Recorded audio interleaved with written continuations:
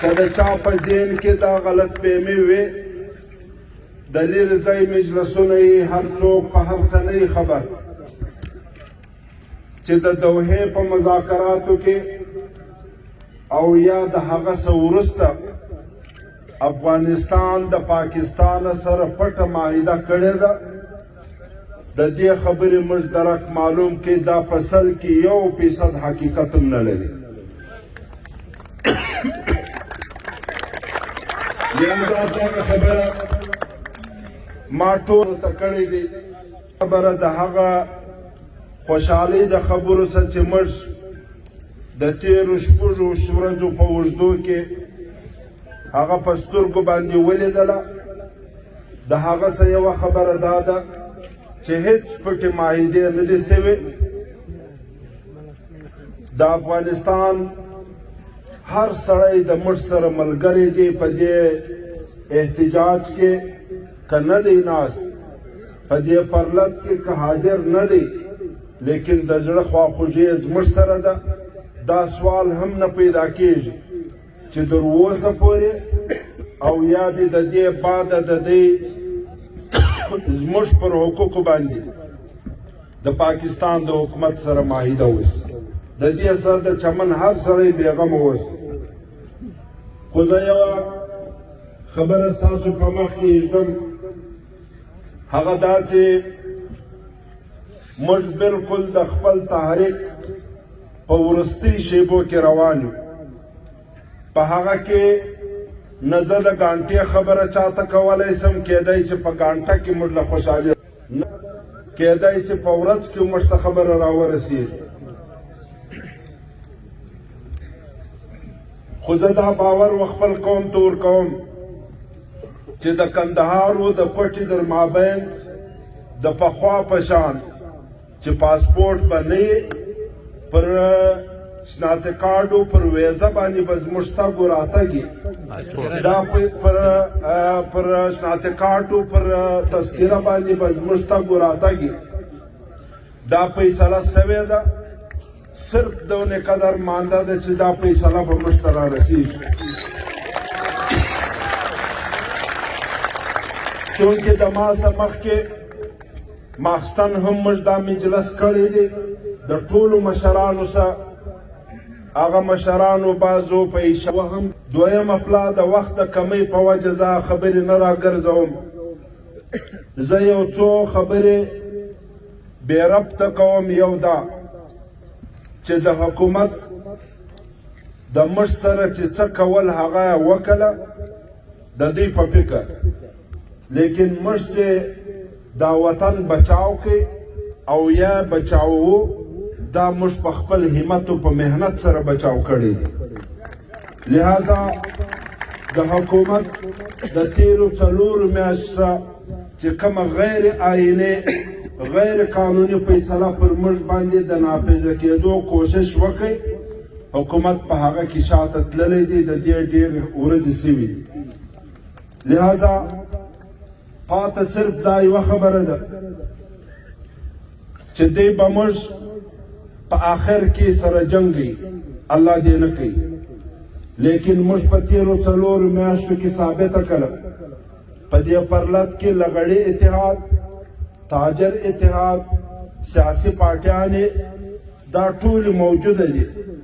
درننه پورې حکومت موږ نکو سره جلا پر دې باندې به زه هم او تاسو هم په زور وایئ چې الحمدلله نه الله رب العزت د موږ سره خوشحال الله پر دې نعمت بیا شکر ادا کو چې موږ په څلور میاشتې کې یو تن یو بدن ثابته سو موږ چا نکو سره جلا د یو سازش حصه موږ نه وګرځېدلو موږ به بیا په زور وایو چې الحمدلله لہذا نن هغه د حاجي عبدالعلیم پهلوان خبره ده چې بعضې حکومت مشران به دا کوشش کوي چې په یو چا به سپیرکونډه نسي او بیا به راځي هغه به ځان نومیالی ثابتوي ما د کابل څخه هم په ویډیو کې دا خبره کړې وه ما ول د سپیرکونډې د نیولو کوشش به څوک نه کوي د دې وطن که ملا دی د دې وطن که تبلیغي دی د دې وطن که تاجر دی، د دې وطن که لغړی دی، د دې وطن که صحابیان دي، د دې وطن که هر څوک دی، دې ټولو د سپېرکونډې د نیولو په کوشش کې وخت سبا کړی دی. لہذا موږ به حکومت ته دا کوشش نه دا لار په لاس نه ورکوو چې دی په یوه سپېرکونډه ونیسي او دا نور ولس ټوله مایوسه کړي. موږ به دا وایو چې موږ به په ګډه باندې لاس دغو دا سپېرکونډه به په ټولو لاسو کې نیسو، بیا به دې وطن ته راوړو. د ما به شمول ما د کابل په ویډیو کې دا خبره کړې ده، ما که زه دا خبره وکم چې دغه مار ما مړ کړي یا دا سپېرکونډه ما ونیوله، نو زه ملامت یم په دې ټول وطن باندې، ځکه چې کم چا محنتونه کړي دي پر خپلو ځایو باندې، په ذریعه چا د مال په ذریعه، چا د کوششو په ذریعه، دا ټول خلک پر مخ په چپلاخه وهل. لہذا ما د پرلط مشرانو ته دغه مشوره ده چې دغه یو شی پاته دی، خطره د دې ده، د دې خطره نشته انشاءالله چې زموږ لار به بنده پاتېږي، زموږ لار به خلاصېږي د پخوا په شان باندې. خو که په آخر کې موږ حکومت سره اختن وکړو، د دې څه به موږ مشران یو، ټول خلک پر دې باندې ما ته رایه راکړي د پرلط د مشرانو دپاره چې موږ به انشاءالله چې دغه فیصله راسي، موږ به ټول ولس لکه دغه د لاس ګوتې چې فرق لري دا فرق به سره باسو، دغسې به یو شی سره نیسو، په ټولو به موږ دغه فیصله و خپل ځان ته ښکاره کوو. دا فرق به چاته تمیز نه ورکوو چې که ته نه وایي نو دا کار بیا نسو کېدی. پر دې باندې ستی رایه څنګه ده چې مې دغسې خوښه ده لاس پورته کړي، او دا به انشاءالله العزیز د پرلط مشران پر دې باندې فکر کوي. او دویمه خبره چې زه دا کول غواړم چې پرلط نن یوازې پرلط نه دی ګرځېدلی. پرلط وایي په پښتو کې لتې پر پښو پر مځکه وهل کښېنستل. پرلط معنا دا ده چې زه کښېنستلم، اوس د دې باده به زه نه ولاړېږم چې زما مطالبه حل سوې نه وي. د پرلط معنا دغه ده په پښتو کې. لہذا نن دا یوازې پرلط نه دی، دا د پښتون قام ننګ و غیرت ګرځېدلی دی. زه د ټولو څخه رایه نن اخلم چې موږ بالکل په آخرو شیبو کې د الله په فضل سره روان یو. موږ به تر آخره ثانیې پورې موږ متحد اوسو، په موږ کې به یووالی، موږ به د خپل قام د خپل وطن کې دشمنان و ځان ته نه پیدا کوو. ما مخکې دا خبره وکړه چې موږ که کامیابۍ ته رسېدلی یو، دا خپل وحدت رسولی یو. که څوک نن په موږ کې اختلاف پیدا کوي، نو معنا دا ده چې دا پرلط په اساني سره دی ناکامه کول غواړي. لہذا پرلط زموږ ننګ دی که نه دی دننه وروسته، پرلط زموږ غیرت دی که نه دی. لہذا موږ به د خپل ننګ و د غیرت در آخره ثانیې پورې که زموږ ساه ختله، که زموږ وینه تویېدله، در آخره قطرې تر وینې پورې به موږ د خپل ننګ و د غیرت دفاع کوو. دغسې مې خوښه ده انشاءالله العزیز. او زه یوه خبره کوم، دلته مجلسونه وسوله، زه یوه خبره کوم تاسو واورئ. یو سړی ول ناجوړه و، ډاکټر ورته ویله که دې غوښې وخوړلې ته به مرې. نو ده خو یو څو شپې صبر وکړي، نو آخر پر غوښو پېښ شو، زړه یې ډېر ورته وکړاوی. آخره دا فیصله وکړه چې نور تاب نه لرم. نو بیا پر څنګ ملګري ناست ولو، ول دغه زما د یتیمانو به ته خیال وساتې. د ده خو یقین دا و چې زه غوښې وخورم نو مرم په دا ساعت کې. نو زما د یتیمانو باندې به ته پام کوې، زه پرې ورځم بالا پر دې غوښو باندې. نو لہذا د چمن خلک که چیرې د دې سره په دې اوس موقع کې هم د تیرو شپو په شان باندې دوکه وسوله، د چمن د خلکو دا فیصله ده چې خپل یتیمان به و بل چا ته ورحواله کوي او دی به باندې پرې ورځي انشاءالله. دغسې مې خوښه ده که مې نه ده خوښه. لہذا موږ چې څه صورتحال دی، موږ د پرې ورځو والا یو اوس، زموږ سره څوک غلطي نه کوي، زموږ قام دې په خپل مابینځ کې لاس و ګریوان نه سره کوي موږ ودې ته هر څوک چې دی دا موږ نه د چا نوم اخلو نه د چا تعیین کوو موږ هغه چا ته وایو چې دا خبرې اوري اوس یې هم اوري و هغه ته وایو چې د الله دپاره پر دې وطن باندې رحم وکړه 4000 کاله کېږي 3.5 کاله کېږي او اقلا د چمن د ښار ژوندی تاریخ په 100 کلونه د دې ښار په تیرو زړو تعمیراتو کې د بنیاد خښتې راوکاږي پر هغه باندې تاریخونه لیکلي دي ستی به حق حیران سي چې دغه ښار د 200 کالو څخه آباد دی پر دا باندې جارو مه تېروئ دا خلک مه زیروئ او کومې دا خلک چیرې پر ژیره باندې لاس درته تېر کوي بیا به د پیورځو کار کوي انشاءالله بیا به په دې وطن کې داسې څوک نسي پاته چې هغه به وځان ته یا په یوې شکل یا په بل شکل یو نوم ورکوي وځان ته هغه به مخته ځي بیا به الله دې نه کوي دا ښار به بیا خرابېږي او موږ دویمه خبره دا کوو دا خبره ډېره په توجه را سره واوري لکه اوس یې اوري چې چیف کلکټر قادر میمن دې ته به موږ د جان د ورور نوم ورکو دا د چیف کلکټر دی وړ مورج دا خبره وکړه چې موږ به د بادینی یا د قمردین لار خلاصوو د چمن منجلس به پر خپل ځای پاتې موږ وده ته وایو سمانه چې زم دا خبرې ډېرې وکړې نن په کونج کې غلی دی ولس بریالی دی او دی مختورن دی دغسې به دا ولس خپله بریا ترلاسه کوي او ته به مختورن یې موږ پر بادیني و پر قمردین باندې خبره نه کوو هغه هم د پښتانه وطن دی موږ در انګور اډې پورې د ټولو بارډرانو خبره کوو چې پر ټول پښتون وطن دی دا بارډران خلاص دی لیکن په نن وخت کې چې ته دا مجلس کوې و موږ ته پیغور راکوې او دا زموږ پر زخمو باندې مالګې اچوې موږ دا وایو چې قادر میمن صاحب ته که څه هم چیف کلکټر یې لیکن دماغ دې د چوغکې دی ستا په دماغ کې هېڅ هم نشته ته د دې خلکو د دې زهیر ولس پر دې 4 میاشتني زخم باندې هغه ته مالګې څنګه اچوې ته څنګه په پیغور دا وایې لہذا نن به زموږ ولس دا فیصله کوي چې موږ به و چیف کلکټر قادر میمن ته د جان اچکزي د یو ورور د ورک ورور په نظر باندې ګورو چې هغه پیدا شوی دی لیکن موږ د دې په سختو الفاظو سره مزاحمت کوو چې چمن دا د 100 کلو په محنت سره دا تیار شوی دی چمن خپل مالک لري ما ته دا وویل شوله په ډېرو ځایو کې چې د چمن د خلکو غیرت و دنیا ته معلوم نه و اوس ورته معلوم شو انشاءالله کې بیا د چمن په باره کې فیصله کوله زر ګشته به سوچ باندې کوي صله هم نه زر ګشته به سوچ باندې کوي د چمن معذوره د چمنو بچانو د چمن سپینجرو دلته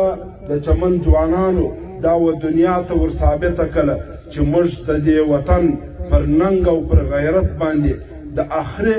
ساه پورې هم جنګ ته تیار یو د وینې تر آخري قطرې پورې هم تیار یو تاسو تیار یاست انشاءالله دا موږ و دنیا ته ور ثابته کړه لہذا بادینی و قمردین پر دې باندې موږ د دې خپلو وطنو سره ځان په غاړه کې نه اچوو لیکن کې د سازش په شکل باندې څوک بادینی خلاصوي هغه به پر 3 نسل کې پر دې باندې بیا پښیماني ښکاره کوي دغسې د بادینی خلاص سي قمردین کاریز د خلاص سي ما دا درته وویله چې دا هم د پښتانه وطن دی نو پر هغه زموږ اعتراض نشته لیکن کې څوک د چمن بدیل ګرځوي بیا په چمن کې دغه ولس دا نوشته دیوار دی د دې د حقوقو پاسداري به استاپلاد هم کوي لہذا زه یوه خبره کوم هغه دا چې نن به موږ د حل پردارۍ خبره کوو تر اوسه پورې په شخصي شکل باندې چا قسمونه اخیستي دي چا کلکې خبرې کړې دي نن به موږ یوه خبره باندې سر خلاصوو چونکې موږ په آخري پړاو کې روان یو نن به موږ دا باور سره ورکوو چې بیا داسې نه چې میدان په عین موقع کې څوک پرېږدي. الله دې نه کوي زما خو زړه ته نه لوېږي چې د پښتنې مور شیدې رودلې د مسلمان په کور کې پیدا سوی د چمن د غیرتي ولس نسل یې هغه به قطعا میدان نه پرېږدي. لیکن نن به موږ دا یوه خبره کوو چې موږ به انشاءالله په ورځو دوې کې که دغه شي کې فرق راغلی چې دا کومې خوشحالۍ دې وطن ته را رسېدلې دي په دې کې به موږ باقاعده حل برداري کوو. موږ به سوګن اخلو، موږ به پر دې باندې باقاعده الفاظ جوړو د دې ټول ولس سبا موږ حل پاخو سوګن به ځین اخلو چې موږ به انشاءالله د وینې تر آخري قطرې پورې او تر آخري ساه پورې به د دې کشا زموږ په حق کې درغلي وکړه موږ به جنګېږو انشاءالله العزیز. حاجي غوث الله دا خبره وکړه زه مناسب دا بولم چې موږ به یو ورځ دوې و درې انتظار ورته وکړو، پنځه به ورته وکړو او امکان لري چې په ګانټو کې د دا مجلس راورسېږي. که نو موږ به اول د دې قومه څه حل پاخو بیا به ما مخکې دا خبره کړې ده که د ګولۍ ځای رالی زه ملګرو خبر کم په دې پوه کم زه به د اول صف ملګری یم اوله ګولۍ به زما پر تندي باندې لګېږي انشاءالله.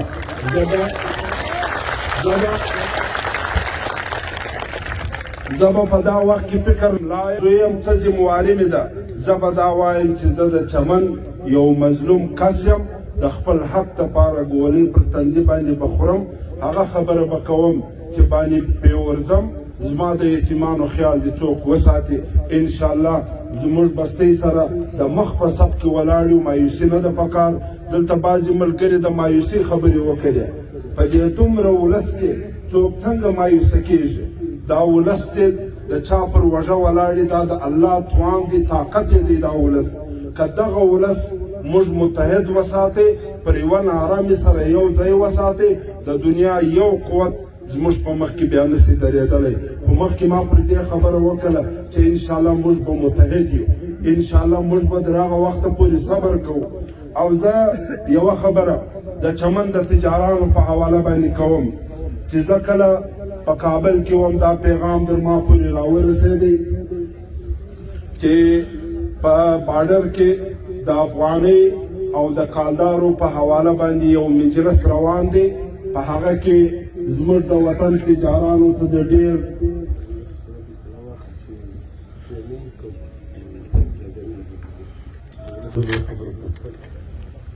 د تجارانو ورونو په باره کې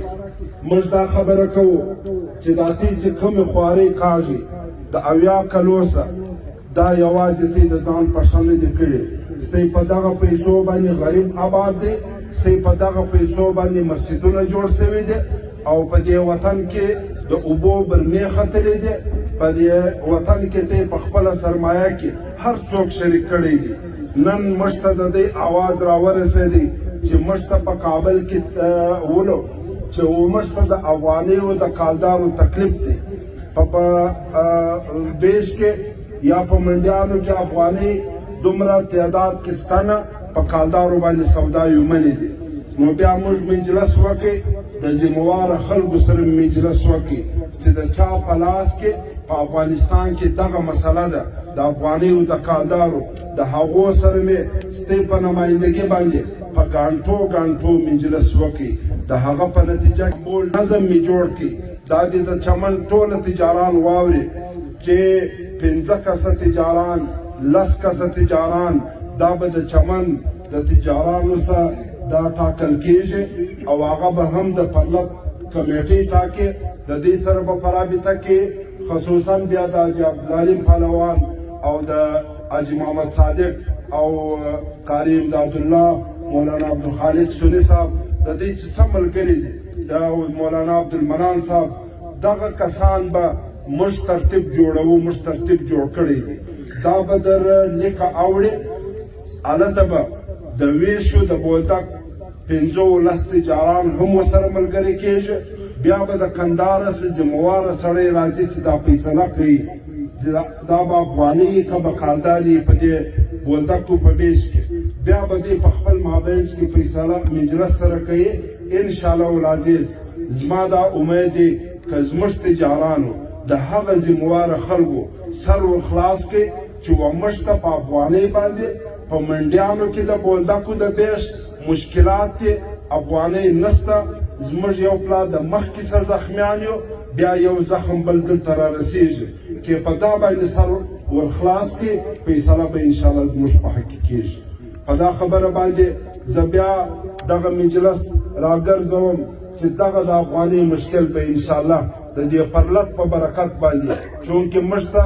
اواز پرلت را رسولی دی، موږ د تجارانو مشکلات درک کړي دي، موږ خبره کړې ده چې کله تی کمیټۍ جوړه کړه پر چا مې اعتماد وکړي دا مشکل به انشاءالله د افغانیو د کالدارو د ختم کېږي. او زه په آخر کې دا خبره کوم چې زموږ د قوم 100 شپې پرس ولې په دې 100 شپو کې بیخي ډېر محنتونه وسوله چې زه یوازې د دې شپږو ورځو حال ستاسو سره شریک کړم. که زه پر دې باندې دلته قسم واخم زه نه حانس کېږم. ما د سهار ناشته نه کوله، د غرمې ډوډۍ مې نه خوړله، یو ماښام بل ماښام په دې کې مې هم سودا وه چې دغه ډوډۍ به هم پرېږدم، د وطن دپاره زه باید هر څه پرېږدم. یعنی موږ ټوله ورځ په محنت کې د دغه وطن تېره کړې ده، د هغه په نتیجه کې زه ډېر خوشحاله د هغه وطن سره راغلی یم او د هغه زه وطن ته د دې خوشحالۍ اطلاع وطن ته هم درکوم. لہذا زموږ دلته وحدت،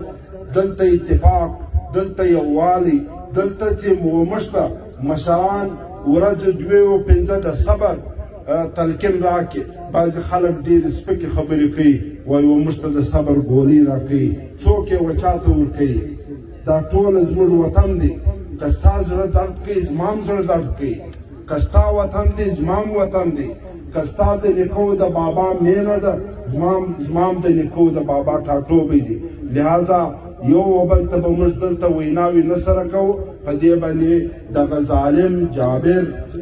حکومت دا نور مستیږي پر موږ باندې چې هغه د سره تقسیم مې کړه. زه و دې قوم ته دا خبره اخري کوم چې انشاءالله که زموږ د پرلت د مشرانو موږ د پرلت په نمایندګي باندې تللي وو، د هغې خوا موږ خوشحاله راغلي یو. دغه زما لاس چې ما ونیوی د دغه طرفه څه بلکل بېغمه سئ، دا به زموږ ملګري زموږ دپاره به غم خوري. او زه د دې قومه څه پوښتنه دا کوم چې که زموږ مشرانو و موږ ته د دې پرلت مشرانو چې په هغه کې آل پارټیز تاجر لغړي اتحاد دا ټوله شامله دي، که دوی و موږ ته یو لار یو خط سیر وټاکئ پر هغه باندې به موږ عمل کوو که بې نه کوو. نه داسې نه چې په یو لاس پورته کېدو باندې. دلته پر بهار باندې دا خبرې کېدې ول د چمن خلک نور به شاید څه نه وي چې خالي د الله ښه پورته کولی شي. نن به موږ دا ور ثابتوو چې موږ که لاس پورته کوی شو ولاړېدی هم شو. موږ به د خپل وحدت لپاره نن ولاړېږو او لاسونه به پورته کوو او په آخر کې به موږ دا وایو د چمن او د بارډر په نه منو پاسپورټ. موږ څه کمه خبره کړې ده پر هغه خبره باندې ولاړ یو. تاسو د چمن او د بارډر پر دروازه باندې پاسپورټ منئ دا خلک؟ ما اواز مې وسم کښته دی لکه سیستمیا ده. د چمن او د بارډر پر دروازه باندې د پاسپورټ فیصله دې ته منظوره ده؟ موږ ته نامنظوره ده، فیصله نه منو. موږ غواړو په شان باندې د چمن او د بولدک در کندهاره پورې د پټیسه دا د پخوا په شان پر شناخته کارت او پر تذکره باندې دا تګ و راتګ یې د افغانانو ورونو دپاره بم سهولت یې زموږ د وطن دپاره. خو خلک تر اوسه پورې لا شکمن دي، وایي چې د چمن خلک رایه څنګه ده. ته خپله رایه ښکاره کړي، بیا یې ښکاره کړي چې د شکه ووځي. پاسپورټ منئ که نه منئ؟ دغه لاسونه دې وکتل سي. زه و میډیا ته دا وایم چې دغه اواز دې باید ورسېږي و هر هغه قوتو ته چې هغه شک پیدا کوي. هغه د شا چې کوم د کلي د دیواله سره لاسونه دي هغه ښه نه معلومېږي هغه دې هم وښورئ پاسپورټ منې دی د پرلط د مشرانو پر هره فیصله به موږ عمل کوو انشاءالله او موږ به شهاده کارت او تذکره غواړو چې موږ کومې د خوشحالۍ خبرې راوړې دي هغه موږ په تفصیل سره د پرلط مشرانو ته برای په تفصیل سره کړي دي زه ډېر خوشحاله یم زه ډېر مطمئنه یم چې دلته رالم ستاسو جذبه مې ولیده زما ستړیا ټوله ختم شوله که شپږ ورځې نه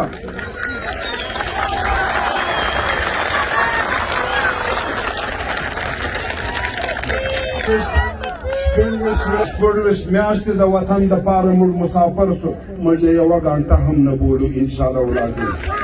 او موږ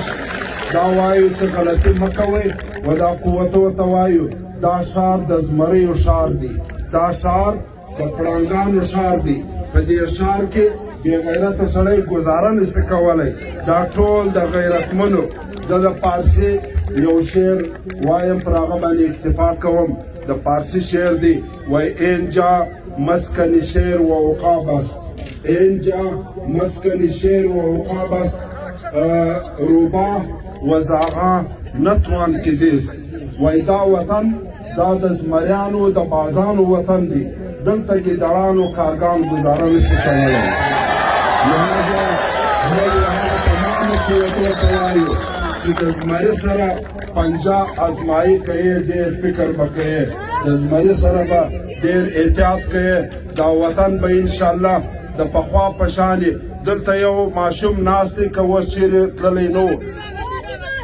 دغه ماشوم ته دا میډیا که دا نه دی هغه بل ماشوم دغه